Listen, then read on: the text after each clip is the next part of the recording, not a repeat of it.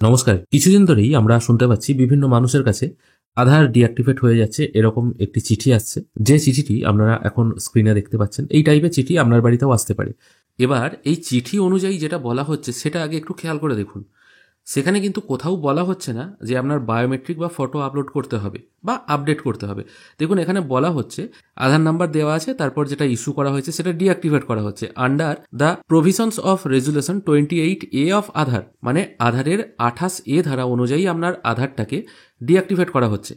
ব্র্যাকেটে লেখা আছে enrolment and update regulation 2016 for the reason that the requirement for your stay in India are not fulfil. যেটার অর্থ এটাই দাঁড়াচ্ছে, আপনি আধার পেয়েছেন বা আপনাকে ইস্যু করা হয়েছে আধারটা, আপনি ইন্ডিয়ার বাসিন্দা বা স্থায়ী বাসিন্দা এই কারণে, কিন্তু আপনার আধারগুলো বর্তমানে ভেরিফাই করে দেখা যাচ্ছে আপনার ইন্ডিয়ায় থাকার বা আপনি যে ইন্ডিয়ার বাসিন্দা সেরকম কোনো প্রুফ আপনার আধারের সঙ্গে ম্যাচ করছে না।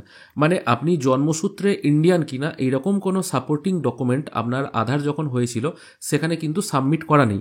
বা এরকমও হতে পারে অনেক বাসিন্দা আছেন যারা কয়েক দিনের বা কয়েক বছরের ভিসা নিয়ে ইন্ডিয়ায় হয়তো এসেছিলেন, কিন্তু তাদের ভিসার মেয়াদ শেষ হয়ে গেছে, তারা হয়তো এবার ইন্ডিয়ার বাইরে চলে যাবেন, কিন্তু তারা হয়তো যাননি, তারা এখানেই স্টে করে গেছেন দীর্ঘদিনের বাসিন্দা হিসেবে। তাদেরকেও কিন্তু এরকম চিঠি করা হচ্ছে। কিন্তু এবার এখানে অ্যাকচুয়ালি 28A আধারের যে ধারাটা আছে সেটা অ্যাকচুয়ালি কি, শুধু এ নয়, ABCD এরকম 4টে ধারা আছে।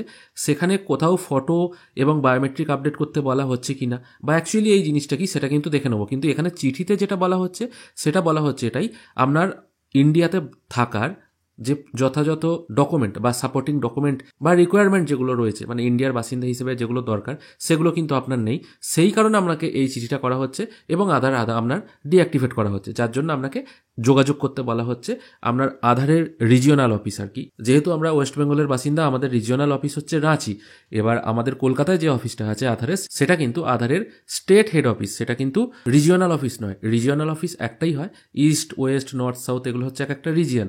এই রিজিয়ন হচ্ছে আমাদের রাঁচিতে অফিস আছে, আর কলকাতায় যেটা আছে ডালহৌসি স্কোয়ারে সেটা হচ্ছে আপনার স্টেটের অফিস, মানে ওয়েস্ট বেঙ্গলের অফিস। সেখানে আপনাকে যোগাযোগ করতে বলা হয়েছে।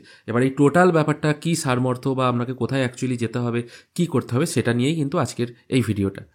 ভিডিও আমি একটু দেরিতে দিচ্ছি কারণ আমি কিছুটা তথ্য সংগ্রহ করে এখানে ভিডিওটা করছি। আমি কিন্তু আমাদের পারিপার্শ্বিক কোনো জায়গায় এরকম কোনো চিঠির সন্ধান পাইনি। আমার কিছু দর্শক বন্ধু আছেন, তাদের বাড়িতে এরকম চিঠি এসছে, বিভিন্ন জায়গায় ফোন করেছি, মানে তারা অনেকটা চিন্তিত হয়ে পড়েছেন অ্যাকচুয়ালি তাদের এই সমস্যাটা কেন হয়েছে। তারা তো নিজেরা সাইবার ক্যাফের কাজ করেন, তাদের সবকিছু আপডেট আছে, তা সত্ত্বেও কেন কি কারণে এই প্রবলেমটা হলো, তাদের বাড়ির কয়েকজনের হয়েছে আর কি। তো সেই জন্য আমি, যেহেতু এখানে বলা হয়েছে রিজিওনাল অফিসে যোগাযোগ করতে, তাই আমি একদম প্রথম থেকে শুরু করি। আমি প্রথমে এদের রিজিওনাল অফিস যেটা রাঁচিতে অবস্থিত সেখানে আমি ফোন করি। সত্যি কথা বলতে কি, সেখানে ফোনে পাওয়া যায়নি, কিন্তু আমাদের এখান থেকে একটা বিশেষ কারণবশত একজন রাঁচিতে গিয়েছিল, সেখানকার একজনের ফোন নাম্বার আমি তখন জোগাড় করে এনেছিলাম। তাকে আমি সরাসরি ফোন করেছিলাম, যদিও তিনি হিন্দিভাষী। তিনি বললেন যে এটা সেরকম কোনো প্রবলেম নয়, যারা 10 বছর আধার আপডেট করেনি তাদেরকে এরকম চিঠি পাঠানো হচ্ছে।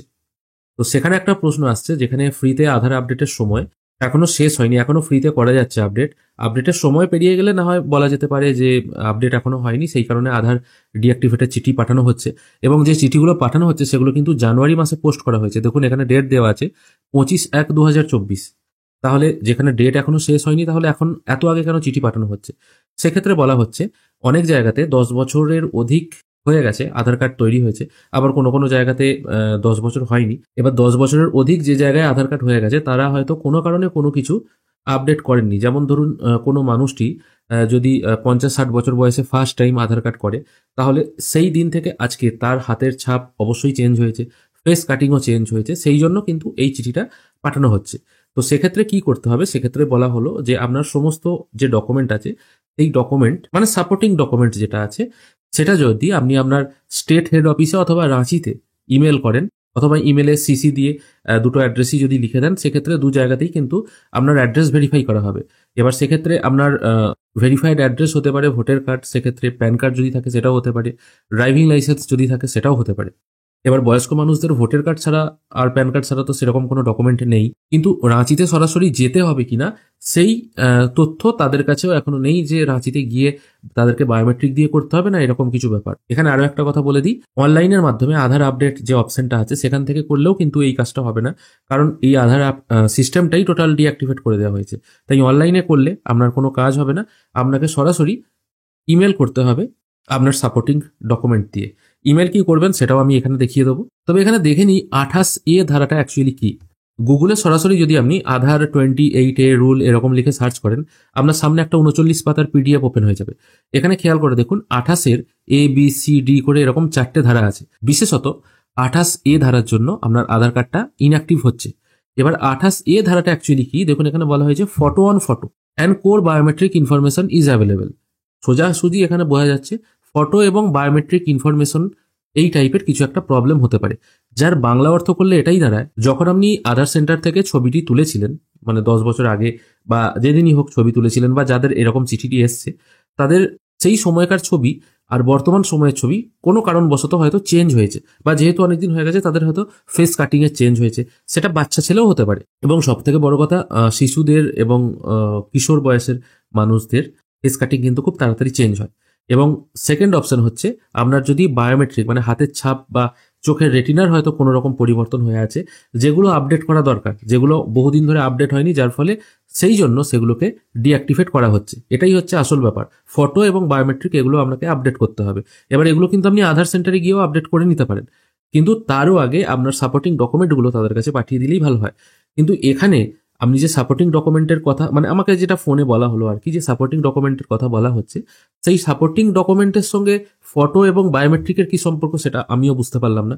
কারণ এখানে বলা হচ্ছে ফটো বায়োমেট্রিক প্রবলেমের জন্য আধারটা ডিঅ্যাক্টিভেট করা হচ্ছে, কিন্তু তাদেরকে যদি সাপোর্টিং ডকুমেন্ট হিসেবে ভোটার কার্ড বা প্যান কার্ড পাঠানো হয়, সেখানে তো তারা কোনো রকম বায়োমেট্রিক আপডেট পাচ্ছে না। এবং প্যান কার্ডও যদি সেই ব্যক্তির 10 থেকে 15 বছর আগে করা হয়ে থাকে, ভোটার কার্ড ধরুন আরও আগে করা, সেক্ষেত্রে আধারের ছবির থেকেও পুরনো বা ব্যাকডেটেড হয়ে যাবে সেই ডকুমেন্টের ছবি।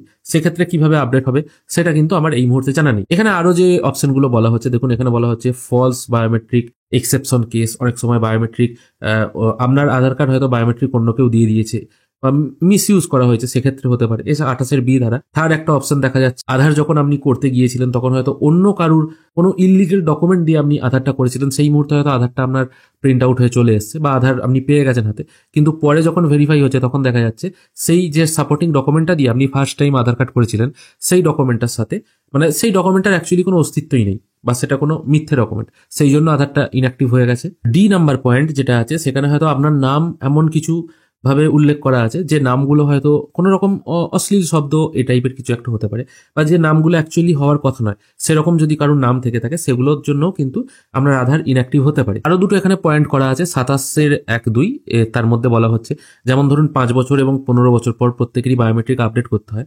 শিশুদের বিশেষ করে, সেক্ষেত্রেও তারা যদি আপডেট না করে সেক্ষেত্রে আধার ইনঅ্যাক্টিভ হতে পারে। সেটা তো পরের কথা, আমি মোটামুটি সব পয়েন্টগুলো একবার আলোচনা করে দিয়ে গেলাম। কিন্তু মেন কারণ হচ্ছে photo on photo and core biometric update, মানে হাতের ছাপ এবং ফটোর কোনো রকম মিসম্যাচের জন্য এটা হতে পারে।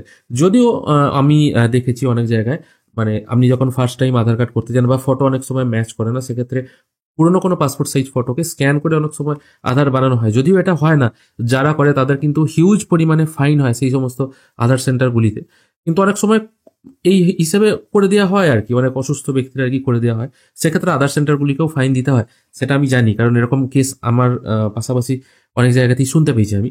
কিন্তু এইরকম কারণ যদি ধরা পড়ে সেক্ষেত্রে আপনার আধার ইনঅ্যাক্টিভ হতে পারে। এবার এই পেজটিকে আরেকটু নিচের দিকে নামলে আপনি 28A বলে আরেকটি কিন্তু পার্টিকুলার ধারা দেখতে পাবেন, যেখানে কিন্তু এখানে দেখুন মেনশন করা হয়েছে কোনো বিদেশি নাগরিক যে হয়তো এই দেশে থাকতো, তার হয়তো ভিসার মেয়াদ শেষ হয়ে গেছে, তা সত্ত্বেও তিনি এই দেশে আছেন এবং আধার কার্ড তিনি বার করেছেন এই দেশের নাগরিকত্বের প্রমাণ হিসেবে।